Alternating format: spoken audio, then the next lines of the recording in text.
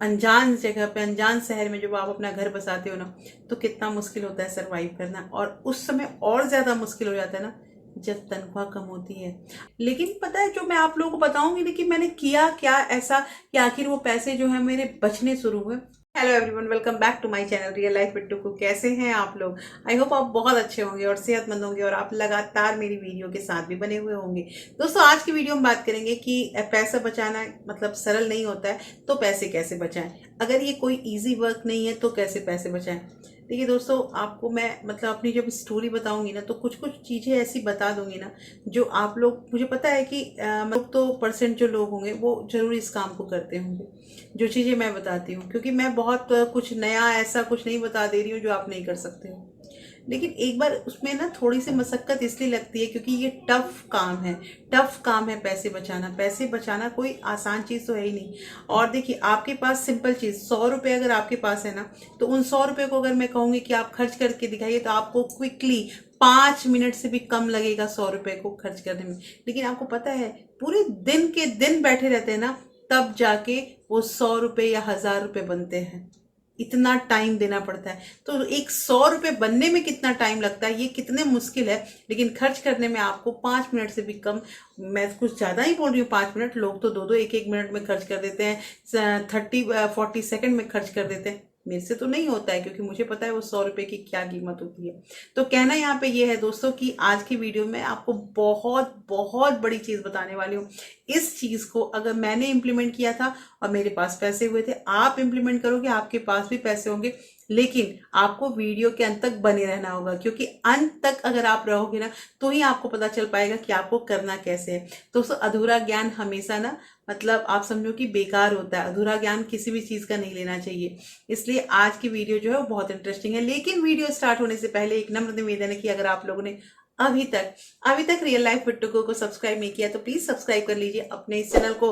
और साथ में जो बेल आइकन है उसे भी जरूर प्रेस कर दीजिएगा, ताकि ऐसे ही इंटरेस्टिंग वीडियो के नोटिफिकेशन आपको मिलते रहें। दोस्तों, वीडियो पसंद आए तो एक लाइक जरूर कर दीजिएगा। तो चलिए स्टार्ट करते हैं वीडियो को। सबसे पहली चीज दोस्तों, 15 साल पहले मैंने अपना मतलब जो हमारा ये जिंदगी है, लाइफ है, इसको स्टार्ट किया था। कहने का मतलब कि मेन तो लाइफ जो है वो शादी के बाद ही स्टार्ट होती है, जब जिम्मेदारियां बढ़ती हैं। तब तक तो फादर के घर में होटल में खाना खाना है, तो वो उतना समझ में नहीं आता है। लेकिन बात यहाँ पे ये है कि जब आप अलग रहने लगते हो, जब मतलब कि परिवार से अलग कहीं अनजान जगह पे, अनजान शहर में जब आप अपना घर बसाते हो ना, तो कितना मुश्किल होता है सरवाइव करना। और उस समय और ज्यादा मुश्किल हो जाता है ना जब तनख्वाह कम होती है। आप यकीन नहीं मानेंगे कि तनख्वाह कम मतलब आप लोग कभी सोचते हो ना कि 10,000 में या 12,000 में घर कैसे चलेगा? घर चलेगा। और मैंने चलाया है, इसलिए मैं आप लोगों को ये छोटे छोटे एग्जाम्पल देती हूँ और बताती हूँ कि ऐसे ऐसे मैनेज करने पे घर चलेगा। दोस्तों, पता है कि मैंने जो पिछला वीडियो दिया था ना, और उस पिछले वीडियो मैंने जो आप लोग को छोटी छोटी छोटी छोटी एग्जाम्पल दी थी ना, उस पर कई कमेंट मेरे पास आए। और पता है मतलब इतने प्यारे प्यारे कमेंट आ रहे हैं, लोग अपना भी अनुभव मुझसे शेयर करते हैं। आप खुद सोचो कि आप मेरे व्यूअर हो और आप मुझे 10-10 12-12 लाइन का कमेंट लिख के दे रहे हो। इट मीन्स मैं समझती हूँ कि वो जुड़ाव, वो लगाव और वो अपने बारे में जो आप लोग मुझे बताते हो ना, ये बहुत बड़ी बात है। ये हर किसी से नहीं होता है। हर कोई आते हैं, वीडियो देखते हैं, चले जाते हैं, मुझे कोई दिक्कत नहीं है। लेकिन मैं जब वो कमेंट्स पढ़ती हूँ ना, तो मुझे पता चलता है कि लोग अपने अनुभव लिख रहे हैं। तो दोस्तों, कहना यहाँ पे ये है कि बहुत लोगों के साथ कठिनाइयां हुई, मेरे साथ भी हुई है। 10,000 रुपए में मुझे घर चलाना होता है। शायद मैं 10,000 रुपये ज्यादा ही कह रही हूँ, ज्यादा ही कह रही हूँ। 9,000 कुछ रुपए सैलरी थी मेरे हस्बैंड की जब मेरी शादी हुई थी। और उस समय हमने अपना घर चलाया था, और हम रेंट पे ही रहते थे। रेंट पे रहते थे, घर का खर्चा, दूध का खर्चा, हर एक चीज होता था। साथ के साथ थोड़ा सा खर्च और बढ़ा, जब परिवार बढ़ेगा तो उसका खर्च भी बढ़ेगा। लेकिन जिस दिन, मुझे याद है कि जिस दिन मेरे हस्बैंड की सैलरी 12,000 हुई थी ना, उस दिन मैं बहुत खुश थी, बहुत खुश। कि मतलब हमने 10 वाला जो लाइन है उसको, जहाँ हमारा मतलब मैं कहती थी कि 4 डिजिट 4 डिजिट, और जैसे 5 डिजिट हुआ ना, मुझे बहुत खुशी हुई थी। 12,000 रुपये जब सैलरी हुई थी, तो सोचिए। लेकिन पता है, जो मैं आप लोगों को बताऊंगी ना कि मैंने किया क्या ऐसा कि आखिर वो पैसे जो है मेरे बचने शुरू हुए, वो अभी मैं बताऊंगी। ठंड रखिए, वो सारी चीजें आपको बताऊंगी। तो ऐसे करके आगे चलना था। और देखिए, ऐसा नहीं है ना कि कोई भी औरत या कोई भी लड़की जब शादी करके आती है तो तुरंत वो मतलब अपना घर भी देखना मैंने पहले ही बताया कि घर मुझे नहीं आता था उतने अच्छे ढंग से चलाना, उतने अच्छे ढंग से नहीं चलाने आता था, लेकिन कोशिश करती थी कि हाँ कुछ बच जाए, कुछ मतलब ऐसा कुछ कर दूं जिससे मतलब मेरे को मेरे पैसे भी बचे, मेरा टाइम भी बचे, मैं कुछ अपने उस टाइम को यूटिलाइज करूं, ये सब सोचती थी। यूट्यूब नहीं था उस समय। आजकल जो नई नई मतलब गृहिणियां होती है ना, उनका सबसे बड़ा साथी जो है वो यूट्यूब है। हर एक चीज, हर एक समस्या का हल अगर ढूंढना है तो यूट्यूब को देखिए। उस वक्त नहीं था, मैं आज से 15 ईयर्स अगो की बात कर रही हूँ। तो दोस्तों ध्यान रखिएगा। और अब मैं बता रही हूँ जो आप लोगों को कि मैंने किया क्या, कि जब सैलरी इनकी 9,000 रुपये थी ना, 9,000 समथिंग कुछ, मतलब मुझे याद नहीं आ रहा कि 300 थी कि 400 थी, लेकिन 9,000 रुपये थी। तो मैंने क्या किया था ना कि 1,000 रुपये का एक आरडी खोला था। और उस आरडी को खोलने में भी मुझे इतनी मेहनत लगी थी, मेहनत इस चीज की लगी थी कि ये कन्विंस ही नहीं हो रहे थे कि 1,000 का आरडी खोलेंगे। कह रहे थे, मतलब मेरे घर में ना थोड़ा सा लड़ाई झगड़ा ये सब चलता था कि नहीं पैसे बच ही नहीं रहे, तो मैं 1,000 हर मंथ में अगर डाल दूंगा तो फिर कैसे घर चलेगा। मतलब उनके ऊपर भी जिम्मेदारी थी, मैं समझती हूँ। लेकिन फिर भी मैंने बोला कि मैं मैनेज कर लूंगी, मुझे कोई दिक्कत नहीं है, मुझे कहीं तरह से परेशानी नहीं होगी। और 1,000 की मैंने आरडी खोली थी। मुझे आज भी याद है दोस्तों, जिस दिन खोलने के लिए मैं बैंक गई थी ना, उस दिन भी मुझे याद है कि ये मेरे से नाराज थे। और ये मतलब हम लोग ना थोड़े डिस्टेंस में चल रहे थे, ये साथ में मेरे नहीं चल रहे थे क्योंकि नाराज थे मेरे से। मैं आपको कितनी बड़ी बात बता रही हूँ, अपने घर की बात बता रही हूँ आपको।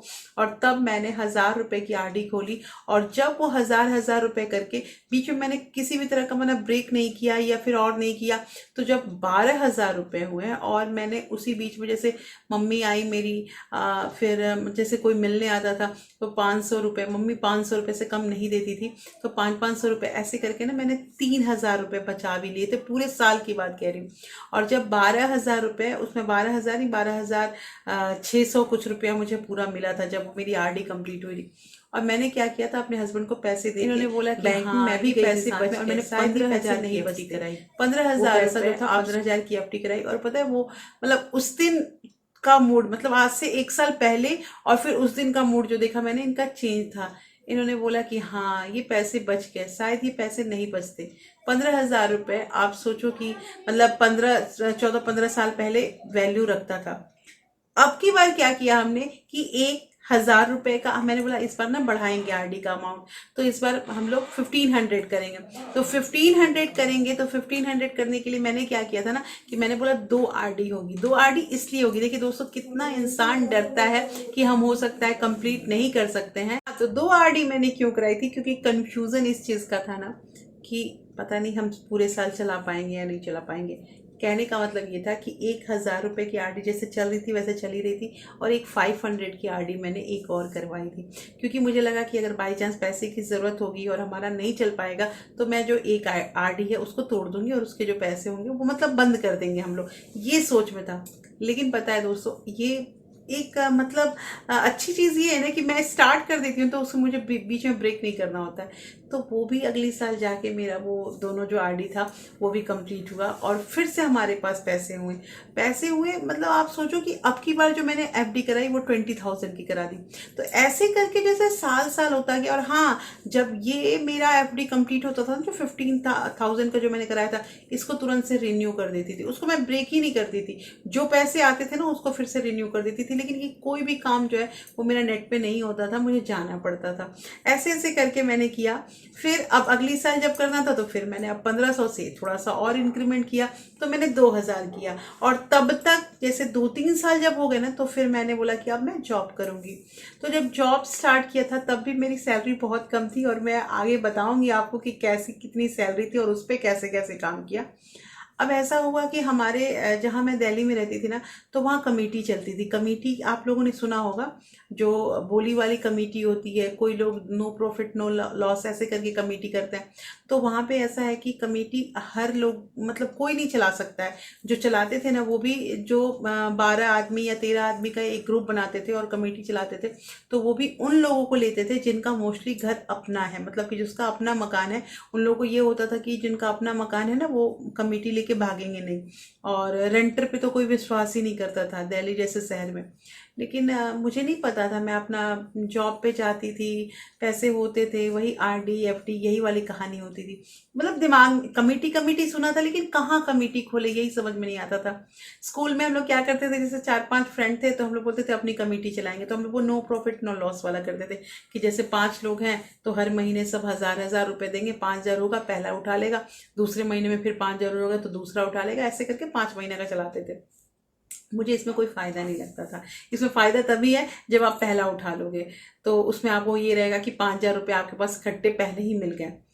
लेकिन उसमें भी पर्ची निकलती थी। तो अब मैंने क्या किया ना, जब कमेटी के लिए मेरी जब मतलब मुझे याद है आज भी मेरा उनके साथ बहुत अच्छा रिलेशन है। मेरी जो मकान मालकिन है और वो आज भी आती है हमारे पास। देखो आज भी मेरे अंदर ना इतना है कि मैं उन्हें अपनी मकान मालकिन ही कहती हूँ, मैं उनके घर में रहती थी तो उन्होंने मुझे बोला कि तुम ना कमेटी स्टार्ट कर दो। तो मैंने बोला कौन मेरा गारंटर लेगा, तो उन्होंने ही गारंटर रखा और उन्होंने ही मुझे कमेटी में मतलब भागीदारी कराई। और पहला जो मेरा कमेटी था वो 1,20,000 का था दोस्तों।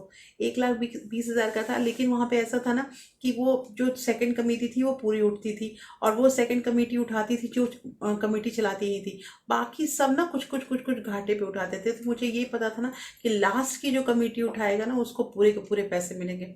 मैं लास्ट का कमेटी उठाई थी। मैं पैसे ही, मैंने बोला ना, ब्रेक करती ही नहीं थी बीच में। जितनी बोली लगेगी जितना होगा। तो वो पहली बार पैसा आया था मेरे पास 1,20,000, और उन पैसों को मैंने फिर एफडी कराई थी। मुझे नहीं पता था उसमें ये एसआईपी ये वो सब होता होगा, लेकिन हमें कुछ पता ही नहीं था कि ये सब भी कराते। कह नहीं रहे कि सिंपल लाइफ हम जीते थे, और जैसा जैसा, हाँ, जहाँ रिस्क की बात हो जाती थी, जहाँ कोई ऐसी चीजें होती थी ना, वहां हम तुरंत पीछे हट जाते थे। क्यों? क्योंकि 2 पैसे आ रहे हैं, वो 2 पैसे भी अगर चले गए मेहनत के तो फिर घर कैसे चलेगा।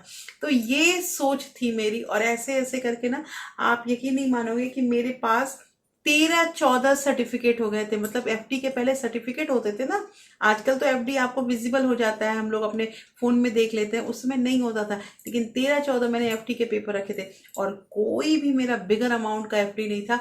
वही 10,000, 20,000, 15,000, 5,000, 5,000 के भी थे। लेकिन एक पहला मैंने बिगर अमाउंट जो एफडी का करा ना, वो भी जो मैंने किया था इसका, तो मुझे याद है मुझे बैंक वाले ने कहा था 50,000 से ज्यादा का एफडी मत बनाइएगा। तो मैंने जो जो 1,20,000 जो कह रही हूँ ना, इसका 3 एफडी बनाया था। आज भी मुझे याद है, एक 50,000, एक 50,000, और एक मैंने 20,000 बनाया था। मतलब इस तरह से ब्रेक करके मैंने बनाया था। उन्होंने मुझे मना कर दिया था कि ऐसा मत करो। 1,20,000 का पता नहीं क्या उसमें पॉलिसी थी, मुझे भी समझ में नहीं आता था, कोई जो बोल देता था वही करते थे।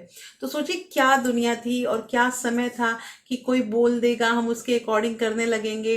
और मतलब अच्छी चीज भी बताते थे, ऐसी बात नहीं है कि कुछ गलत बताते थे। तो कहना यहाँ पे ये है दोस्तों, ये जो गुड़ मंत्र मैंने आप लोगों को ये राज की बात बताई है ना, आप भी इसी के अकॉर्डिंग कीजिए। अगर आपकी सैलरी 10,000 है, अगर आपकी सैलरी 12,000 है, हाँ अभी ये क्वेश्चन आ सकता है कि 10,000 12,000 टफ है, आज से 15 साल पहले चल गया अभी नहीं चलेगा। बिल्कुल सही बात है, क्योंकि जिस तरह से महंगाई बढ़ी है ना, नहीं चल सकता। लेकिन फिर भी आप कोशिश कोशिश कीजिए कि 10,000 में से कुछ पैसे आपकी सेविंग होनी चाहिए। आपसे नहीं हो पाती है सेविंग, आप सिंपली आरडी कर दीजिए। आजकल तो मैं आरडी के लिए बोलती ही, मैं एसआईपी के लिए बोलती हूँ। आप दोस्तों एसआईपी 1,000 का भी कर सकते हो, 500 का भी कर सकते हो, एसआईपी कीजिए। मेरे पास क्वेश्चन आए थे कि दीदी एसआईपी कैसे करना है, क्या करना है, इसके बारे में डिटेल वीडियो दीजिए। तो दोस्तों मैंने वीडियो दे रखा है एसआईपी का। आप किसी भी ऐप के थ्रू, ऐप मतलब ग्रो ऐप है, और भी बहुत सारे ऐप हैं, उसके थ्रू हम एसआईपी के लिए ना अपना अकाउंट खोल सकते हैं ऑनलाइन ही। और हम उसमें भी, मैंने आपको एक एक मतलब फंड भी बताया था कि आप किस फंड में एसआईपी के लिए कीजिए।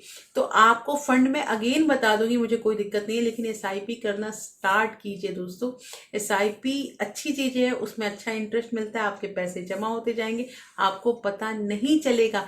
छोटा अमाउंट अगर कर रहे हैं तो भी कोई दिक्कत नहीं है, करते रहिए करते रहिए। पैसे बचाने के यही तो तरीके होते हैं। और उसके बाद आप लोग मुझे बताओगे जरूर कि दीदी कैसे कैसे मेरे पैसे बच रहे हैं। और मेरे पास जो ये कमेंट आता है ना कि हम पैसे बचाते थे, लेकिन आपकी वीडियो को देख के ना और मोटिवेट होके बचा रहे हैं, तो और अच्छा लगता है। तो दोस्तों कैसी लगी आज की वीडियो मुझे जरूर बताइएगा। होपफुली ये वीडियो आपको अच्छी लगी होगी। अच्छी लगी है तो प्लीज लाइक शेयर सब्सक्राइब जरूर कीजिएगा। और हाँ, आप अपने किसी फ्रेंड्स और फैमिली को ऐसे वीडियो की जरूरत है तो आप इसे ज्यादा से ज्यादा शेयर भी कर सकते हैं। Thank you for watching.